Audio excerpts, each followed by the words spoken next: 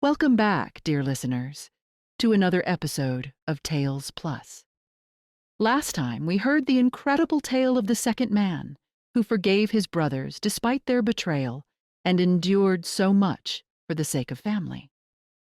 But just as the Jinni granted him a portion of the merchant's life, the third old man stepped forward with a bold promise. His story would be even more wondrous. And you know what that means. More twists, surprises, and jaw-dropping moments. If the second man's story was that dramatic, I can't wait to hear what this third man has to say. Me too, but let's not keep everyone waiting. Settle in, dear listeners, because the third old man's tale begins now. The third man stepped forward and began his tale, his voice steady as he spoke to the Jinni.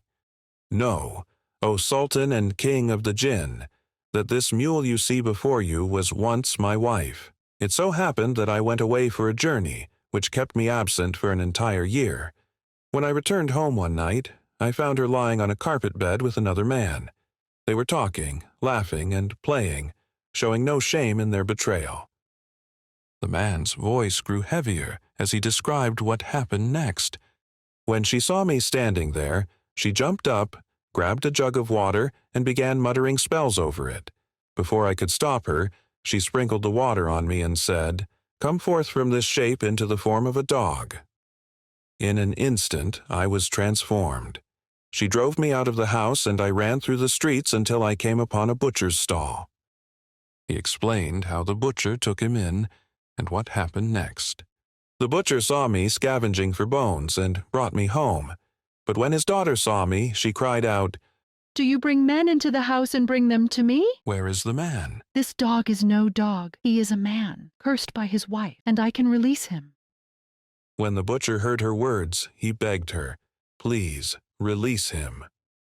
She took a jug of water, muttered some words over it, and sprinkled me with a few drops. "Come forth from that form, into your natural form." In that moment, I returned to my human shape. I kissed her hand in gratitude and said to her, "I wish you could transform my wife as she transformed me." She handed me a jug of enchanted water and said, "When your wife is asleep, sprinkle this water on her and say the words you heard from me. She will become whatever form you choose." He took the water home and did exactly as she instructed. I found my wife asleep, sprinkled the water on her, and said, "Come forth from that form into the form of a mare mule." In an instant, she transformed into the mule you see before you, O Sultan and King of the Jann. That is her tale, and this is what has become of her. Wow, what a strange city. It feels like every woman there knows dark magic, and, when they're upset, just transforms people into animals. Honestly, I'd say keep your distance from this place if you don't want to end up as someone's pet. Maybe the transformations aren't meant to be taken literally. What if they're a metaphor? Something symbolic, like how people change emotionally or socially when they're treated unfairly or hurt. It could mean something different to everyone, depending on their own experiences. That's an interesting take. So, you're saying the whole turning into animals thing might just be a creative way for the writer to explain deeper issues, like betrayal or feeling trapped. Exactly. It might be less about the magic itself, and more about how it reflects relationships, power struggles, or even redemption. But it's left open so each listener or reader can decide for themselves. Or maybe it's just a warning not to cross someone who knows a few spells. The Jinni turned toward the mule and asked, "Is this true?" The mule nodded her head and gestured to confirm the old man's story. When the old man finished speaking, the Jinni shook with delight. "Your story is truly marvelous. Because of it, I grant you a third of the merchant's blood."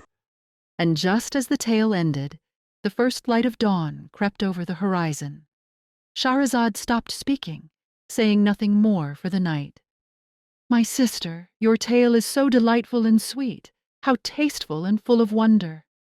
"Ah, dear sister, this is nothing compared to the stories I could tell you tomorrow night, if I live, and if the king lets me see another day." Hearing these words, the king thought to himself, I won't kill you, not yet. I must hear the rest of her wondrous tales. and so they rested together through the night until the first light of dawn. The next morning, the king went to his hall of state, where the wazir, the troops, and a crowd of officials awaited him. He spent the day giving orders, making judgments, appointing some and deposing others, commanding and forbidding as he ruled his kingdom. When the day ended and the court was dismissed, King Shahryar returned to his palace, ready to hear what Shahrazad might say next. When the king had spent the night with the wazir's daughter, Dunyazad, her sister, said to her, "My sister, please finish the tale you were telling us." "With pleasure. It is said, O king, that when the third old man told his tale, it was more wondrous than the two before it." The Jinni marveled greatly and, shaking with delight, said, I have given thee the remainder of the merchant's punishment, and for thy sake I release him. The merchant, overwhelmed with gratitude, embraced the three old men and thanked them for saving his life. The old men wished him joy on his freedom and returned to their cities, each to their own paths. "But, my king, this tale is not as wondrous as the story of the fisherman." What is the fisherman's story? And so Shahrazad began to recount the tale of the fisherman, one full of mystery and marvels. She starts. Once upon a time, there was an old fisherman who had a wife and 3 kids. Life wasn't easy for him. They barely had enough to get by. He had this habit of casting his net exactly 4 times a day, no more, no less. And one day, around noon, he went down to the seashore like always. He set down his basket, rolled up his sleeves, and waded into the water. He tossed his net out, waited for it to sink, and then started pulling it back in. But this time, it felt heavier than usual. No matter how hard he tugged, he couldn't lift it out of the water. So he dragged the ends to the shore, tied them to a stake, and dove into the water to see what was going on. He worked like crazy, diving and pulling until he finally got the net to shore. For a moment he was excited, thinking he'd caught something big. But when he opened the net and looked inside, his heart sank. Seriously, of all the things, a dead donkey? What kind of luck is this? The fisherman stared at the lifeless donkey that had ripped through his net. He sighed, shaking his head. Some days, it feels like all this hard work is for nothing. Is this really what I get for trying? Still, the fisherman wasn't ready to give up. He steadied himself, determined to cast his net again, hoping for better luck. As the fisherman stared at the torn net and the lifeless donkey, he began talking to himself, his voice carrying the weight of his struggles. Life feels so unfair. I work through the night, battling the waves and the cold, straining to bring in my catch, only to end up with nothing like this. And yet, someone else, sitting warm and comfortable at home, doesn't have to fight for their bread. They just eat the fish I work so hard to catch. Why does the world work this way? Some of us toil endlessly, while others have everything handed to them. The fisherman shook his head, his words echoing the frustrations of those who work hard, yet see little reward. But even in his disappointment, he prepared to cast his net again, hoping the next try would bring better fortune. Despite his disappointment, the fisherman didn't give up. He took a deep breath and said to himself, Come on, let's try again. I trust in His mercy. He untangled the net, spread it out, and cast it into the sea once more. This time, the net felt even heavier. Hope stirred in his heart as he imagined the catch inside. But when he hauled it ashore, he found only a large, muddy clay jar filled with sand. Why must life be so cruel? I go out to earn my bread and come back with nothing but trouble."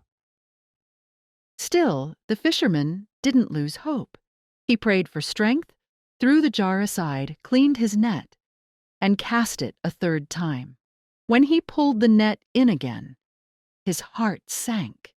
It was filled with nothing but broken glass and shards of pottery. Why does fate lift up fools while the wise and worthy are left in darkness? Every day I throw this net 4 times, hoping for just enough to live. 3 times now I've tried, and still nothing. What am I doing wrong? The fisherman's voice trembled with frustration, but he wasn't ready to give up just yet. He raised his eyes to the sky and prayed, "Oh, my God. You know, I don't ask for much. I only cast my net 4 times a day. 3 times I've found nothing. Please grant me my daily bread this time." With renewed determination, he cast the net a 4th time, calling on God's name and waiting for it to sink. But as he began to pull it in, it refused to budge. The net was caught on something heavy at the bottom of the sea. Exhausted, the fisherman cried out, "There is no majesty and no might save in God." The weight of his struggles pressed down on him, but the fisherman would not stop. He braced himself for whatever would come next. The fisherman, despite his exhaustion, refused to give up. With one final effort, he stripped off his clothes, dove into the water, and worked tirelessly to free his net. When he finally hauled it onto the shore, he found something unusual, a large jar made of yellow copper. This is incredible. If I sell it at the brass market, it's easily worth 10 gold coins. He shook the jar and found it heavy. His curiosity got the better of him. I wonder what's inside. I have to see for myself. Maybe I can sell the contents too. Taking out his knife, he carefully pried the leaden seal off the jar. He placed the cap on the ground and turned the jar upside down, waiting for its contents to spill out. But nothing came. What? Nothing? That's strange. What could it mean? Before he could ponder further, a thick smoke began to seep out of the jar. It spiraled upward, reaching the heavens, and trailed along the ground like a mist. The fisherman watched in awe as the smoke condensed, forming into a massive figure, an Ifrit. The creature was enormous, with a head like a dome and hands like pitchforks, his legs stretched as tall as shipmasts, and his mouth was as big as a cave. His teeth were jagged stones, his nostrils like great vessels, and his glowing eyes burned like lanterns. His fierce and menacing expression sent a chill through the fisherman. The fisherman's muscles tightened, his teeth chattered, and his mouth went dry. He stood frozen, unsure of what to do as the towering Ifrit loomed before him. The towering Ifrit stared down at the fisherman and cried out, "There is only one God, and Solomon is the prophet of God. Apostle of God, do not kill me. I swear, I will never disobey you in word or deed again." The fisherman looked up at the massive figure and replied, "Did you just say, Solomon, the apostle of God? Solomon has been dead for more than 1,800 years. So tell me, what's your story? Why were you sealed in that jar?" "Don't worry, fisherman, Why should I be worried? because you're going to die right now." The fisherman's heart sank at the Ifrit's words, but he refused to let fear take hold. Why would you kill me? What have I done to deserve this? I freed you from that jar, saved you from the bottom of the sea, and brought you on to dry land. "You've done nothing wrong, fisherman. But ask me now how you'd prefer to die. Choose the manner of your death." Why? What crime have I committed to deserve such punishment? The Ifrit loomed closer, his voice deep and commanding. Listen to my story, fisherman, and you will understand. Then speak quickly. My life feels like it's slipping away with every word you say. Really? That's completely unfair. The fisherman frees the Ifrit from the jar, and this is how he's rewarded? With a death sentence? I know.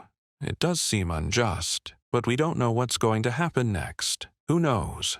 Maybe the fisherman will find a way to outsmart the Ifrit and escape death. You think so? He seems pretty clever.